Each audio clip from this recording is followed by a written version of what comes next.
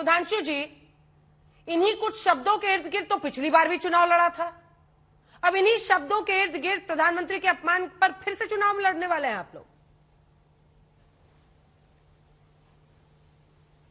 अंजना जी, यह प्रश्न जो लोग कह रहे हैं, शब्द किसके हैं? हमने शब्द गढ़े क्या? शब्द वो बोलेंगे और फिर कहेंगे इस शब्द के इर्द गिर्द, और इसी बात नहीं, उस शब्द बोलने के बाद माफी मांग लीजिए, गलती हो गई, सॉरी हम गलत बोल गए थे ना। बोलेंगे, फिर अड़े रहेंगे और फिर कहेंगे कि शब्द के इर्द गिर्द चुनाव लड़ने की बात। और शब्द कोई सामान्य थोड़ी है। कांग्रेस ने किस जमाने में क्या क्या बोला वो सब इतिहास सबको पता है, 10-15 वर्षों का जो कुछ ही बोला था। अभी देख लीजिए 2-3 महीने पहले की बात, हिटलर की मौत, कुत्ते की मौत, क्या क्या नहीं बोला है भाई। और इसमें कुछ भी लाक्षणिक नहीं है। एक बात और स्पष्ट कर दूं, यानी इनडायरेक्ट स्पीच में नहीं बोला गया है जो कांग्रेस के लोग या आम आदमी पार्टी के लोग उदाहरण देना शुरू करते हैं, जी वो तो ये कहा गया था। यहां तो सीधे सीधे विदाउट इफ एंड बट स्पष्ट कहा गया है, ना कोई अभिधा है, ना लक्षणा है, ना व्यंजना है, ना व्यंग है, सब कुछ सीधा नाम लेके कहा गया है। और उसके बाद अभी आपने नहीं देखा कि आम आदमी पार्टी के अद्भुत है। एक यूपी में नेता थे जिनको सपने में भगवान कृष्ण नजर आते थे, ये तो साक्षात कहने लगे कि मेरा जन्म ही भगवान कृष्ण के दिन हुआ है। अरे भाई, आप ये कहते मैं कृष्ण भगवान का भक्त हूं तो समझ में आता था। इतना अहंकार कि अपनी तुलना करने लगे। और देखिए क्या बता रहे हैं कि कथाओं में जाके माता बहनों से कहो कि वो नाचने से कुछ नहीं होगा। ये वो पार्टी है अंजना जी जिसने कि दिल्ली में मौलवियों की सैलरी डबल की, और मौलवियों की सैलरी नहीं की 20,000 रुपए, मुअज्जिम यानी जो अजान लगाते हैं, वैसे तो कोर्ट के हिसाब से लाउड स्पीकर पे अजान लगनी नहीं चाहिए, उसके बावजूद यानी एक प्रकार से प्रकारांतर से गैर कानूनी काम करने के लिए भी डबल सैलरी दी। इनसे पूछो भाई, मुअज्जिम को तनख्वाह देने से देश दिल्ली का विकास होगा, देश का विकास होगा है? मौलवी को सरकारी खजाने से तनख्वाह देने से देश का विकास होगा। और अगर अपने सांस्कृतिक कार्यक्रम में धर्म संस्कृति के हिसाब से हिंदू धर्म के लोग आकर नृत्य संगीत करेंगे तो वो मत जाओ, तुम्हें शासन चाहिए। अद्भुत तर्क है ना। इसलिए हम कुछ नहीं कह रहे हैं, देश और प्रदेश की प्रबुद्ध जनता इन लोगों का दोहरा चरित्र पूरी तरीके से समझ रही है। जवाब दीजिए आप, उसके बाद से मैं अमी बेन याग्निक के पास जाऊंगी। देखिए, नहीं, आपने ये गोपाल इटालिया का नया वाला वीडियो देखा है? देखिए अंजना जी, मैं ये कहना चाहूंगा, देखा है कि नहीं देखा है? देखिए मैंने देखा भी पूरी तरह से, उसे थोड़ा सा वीडियो निकालते हैं। वीडियो है क्या हमारे पास? इनको अलग से भी दिखाएंगे। देखिए अंजना जी, मैं जो ग्रेटर पर्सपेक्टिव में ये वीडियो देखिए, परिप्रेक्ष्य में देखिए, आप अगर देश के परिप्रेक्ष्य में देखिए, एक हमारे वीडियो देखिए। हे मारी बहनों, हे मारी दीकरीओ, कथाओं के मंदिरों में तमारू कई वळवानुं छे नहीं। ए शोषणना घर छे। जो तमारे तमारो अधिकार जोतो होय, आ देश ऊपर तमारे शासन करवुं होय, समान दरज्जो जोतो होय, तो कथाओं में जे नाचवाना बदले मारी बहनों, मारी मावड़ियों, आ वांचो। क्या मतलब है इसका? देखिए अंजना जी, इटालिया साहब कहते हैं हमारे वीडियो में दिखाइए, वीडियो मुद्दा नहीं है, पर कभी वो पीएम के लिए अपशब्द कहते हैं, कभी वो कह रहे हैं महिलाओं को कि मंदिर मत जाइए। हमारे पीएम अंजना जी इतने छोटे कद के हो चुके हैं कि मतलब एक अदना सा गुजरात का एक लीडर उनके अगेंस्ट में कुछ बोलते तो उनका पूरा इंप्रेशन खत्म हो जाएगा कि इतने छोटे हैं हमारे पर्सनालिटी में।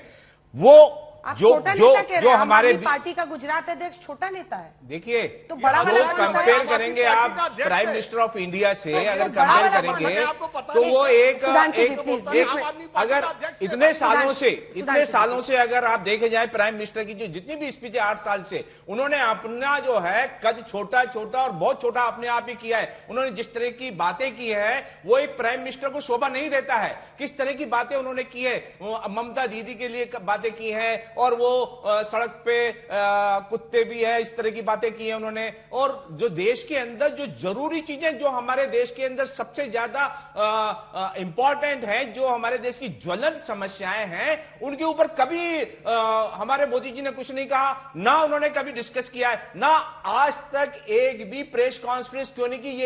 ये बताइए सुधांशु जी कि हमारे प्रधानमंत्री को क्या इतना भी उनमें इतना भी सलीका नहीं, उनमें इतनी भी कैपेसिटी नहीं है कि वो एक देश के लोगों के बीच, मीडिया के बीच में आकर के एक डिस्कशन करें साफ साफ शब्दों में जो भी उनका अपना वर्जन है, जो भी व्यू है, लेकिन उनके पास क्योंकि कोई व्यू, कोई वर्जन नहीं है, उनके पास कोई प्लानिंग नहीं है, उनके पास सिर्फ एडहॉक चीजें हैं और वो हिंदू मुस्लिम और ये नृत्य और ये सब चीजें करने के अलावा इनके पास कुछ नहीं है। सुधांशु जी जवाब दीजिए, फिर आ रही हूं अम्मी बहन जी। मुझे समझ में नहीं आ रहा है, अंजना जी इनसे पूछ लीजिए, ये अकील साहब आम आदमी पार्टी के समर्थक बन के बैठे, मैं निजी टिप्पणी करता नहीं पर अकल को किनारे रख के बैठे। वो गुजरात का आम आदमी पार्टी का प्रदेश अध्यक्ष है। दूसरा बयान मैंने अरविंद केजरीवाल का कोट किया, जो आपके राष्ट्रीय संयोजक हैं। ये अगर अदने से आदमी हैं तो बुरा मत मानिएगा, फिर आप कौन है भाई जिस कैपेसिटी में आके आप बोल रहे हैं? अगर अरविंद केजरीवाल और गोपाल इटालिया यानी राष्ट्रीय अध्यक्ष और प्रदेश अध्यक्ष अदना आदमी है, तो फिर मैं पूछूंगा भाई आप कौन है जिनके बिहाफ पे आप बोल रहे हैं और आपकी बात का जवाब दिया जाए? यानी उनका बयान तो टिप्पणी करने लायक नहीं और आपका बयान टिप्पणी करने लायक। इसलिए मैं मान्यवर कह रहा हूं, यदि आप आदमी पार्टी के समर्थक के रूप में आए तो पता तो कर लिया करिए। और बिजली, पानी, सड़क के बेस पर अगर आप देखें तो एक ही उदाहरण देना चाहता हूं जिसमें बहस की गुंजाइश नहीं। पूरे देश में भूजल का स्तर नीचे जा रहा है, स्वाभाविक है, हर जगह भूजल का स्तर नीचे जाता है। एक ही राज्य ऐसा है जहां पिछले 20 वर्षों में भूजल का स्तर ऊपर गया है। वो कौन सा राज्य है? कौन सा राज्य है? गुजरात। इसमें तो किंतु परंतु की गुंजाइश नहीं है। जहां तक ट्रांसपेरेंसी और ईमानदारी की बात है, जितनी ईमानदारी से और जितना विकास हुआ है गुजरात में पिछले 27 साल में, हमारा मॉडल देख लीजिए और बाकी किसी भी पार्टी को इतने लंबे समय शासन करने को मिला हो, 15 साल या अधिक, 15 साल मिला था आरजेडी को, तो देख लीजिए क्या हुआ था बिहार में। कम्युनिस्टों को 30 साल मिला था, तो देख लीजिए क्या हुआ था बंगाल में। और 40 साल देश में मिला था कांग्रेस को, तो देख लीजिए कितने मुख्यमंत्री बदले सुधांशु जी, मुझे बताइए कितने मुख्यमंत्री? विकास का मॉडल ही सबके सामने। इतना विकास हो रहा है, इतना लहलहा रहा है गुजरात, कितने मुख्यमंत्री बदले? क्यों बदले? बच्चों को नाम नहीं याद रह रहा है नए मुख्यमंत्री का? हाँ, जो आपने बात कही, अरे हम तो एक बात कह रहे हैं, हमारे जो मुख्यमंत्री थे कार्यकर्ता के अनुसार उनका समय समय पर दायित्व का परिवर्तन होता रहता है। हमारे राष्ट्रीय अध्यक्ष भी 20 साल में 8 बदले। मगर आप इनसे पूछिए ना, सुनिए, अकील खान जी से पूछिए। रुकिए, मुझे अम्मी बहन जी से एक बार सवाल करना। अब जवाब नहीं दिए सुधांशु जी, जवाब नहीं दिया। फिर वही चक्रव्यूह नीच शब्द वाला आया है अम्मी बहन जी।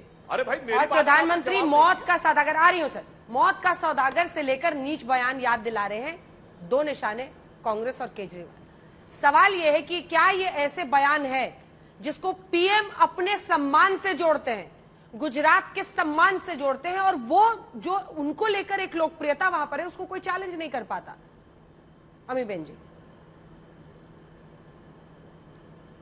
देखिए अंजना जी, हमारे आदरणीय प्रधानमंत्री जी 3 टर्म गुजरात में चीफ मिनिस्टर रहे हैं। 8 साल से इतना बड़ा मैंडेट लेके प्रधानमंत्री जी हैं। मुझे लगता है कि वो उनको सब विश्व गुरु के नाम से भी जानते हैं। अब आज ऐसा उनका नाम हो गया है। मुझे लगता है कि पीछे की बात उखाड़ उखाड़ के ये इलेक्शन में बार बार एक राज्य में दौरा करना, मुझे भी ऐसा लगता है कि उनके पास इतनी सारी चीजें अगर है बताने की, तो एक राज्य में आप 27 साल से हम पावर में नहीं है कांग्रेस, उनका कोई शब्द इधर से निकाल के उधर से निकाल के जिसका परिणाम कांग्रेस भुगत चुकी है, वो निकाल के आप ये मगज दिमाग में रखे। मुझे तो आदरणीय प्रधानमंत्री जी आए तो मैंने सोचा कि वो आके बताएंगे कि भाई इतने बेरोजगार शिक्षित का आंकड़ा मेरे पास आया है 3,46,436, तो क्या होगा ये बेरोजगार शिक्षित का। और ये हमारे मिनिस्टर ने, हमारे विधानसभा में एमएलए साहब ने, बीजेपी के एमएलए साहब ने जवाब दिया है मार्च महीने में कि हमारे अहमदाबाद में 4 रेप रोज होते हैं और 2,775 रेप और 678 सामूहिक रेप हुए हैं। तो मेरा सर शर्म से झुक जाता है। तो मैंने सोचा ये सब बातें करेंगे, इतने सारे दौरे कर रहे हैं गुजरात में आके, और प्रधानमंत्री जी देश के हैं, पार्टी के नहीं। तो उन्हें आके मैंने सोचा इतने सारे दौरे कर रहे हैं तो उनके पास ये सारे मापदंड गए होंगे कि इतनी बेरोजगारी है, हमारी गुजरात में गरीबी में 3 करोड़ से ज्यादा लोग करीब आ गए हैं, अभी सारे रिपोर्ट बाहर निकले हैं और बच्चियां के गले कट रहे। सूरत में किसी ने रोड पे गला काट दिया, मातर में गला काट दिया और लॉ एंड ऑर्डर के बारे में प्रधानमंत्री जी कुछ नहीं बोले। तो मैंने सोचा आके ये सब बताएंगे, तो मैं तो ये सोच के हैरान हो गई कि प्रधानमंत्री जी आगे निकले ही नहीं है। तो मुझे ये लगता है कि कभी कभी हमारे पास एक एग्जाम्पल आता है ना कि बच्चा तो बहुत सही था पर कैसे उसने ऐसा कह दिया, तो वो बाजू वाले ने उसको उकसाया, तो ये उकसाने का काम हो जाता है बार बार वो बात करने से। पर गुजरात की प्रजा इस बार देख रही है कि ये सब इलेक्शन के टाइम पे होता है।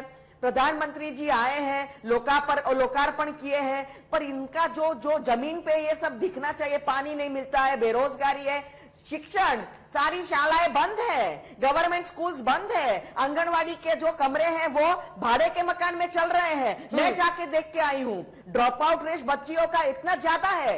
तो मैंने सोचा प्रधानमंत्री जी इन सब बातों पे करेंगे आके बात, पर वो तो वही बातों जिस बातों का कांग्रेस पार्टी ने खामियाजा भुगत लिया है, वो पावर में नहीं है। तो आप आके इतने पावर में हो, आप 27 साल से गुजरात में क्या क्या आपने नहीं किया है, तो आपको आने की जरूरत ही नहीं, आपका काम बोलेगा पर आपका काम है ही नहीं।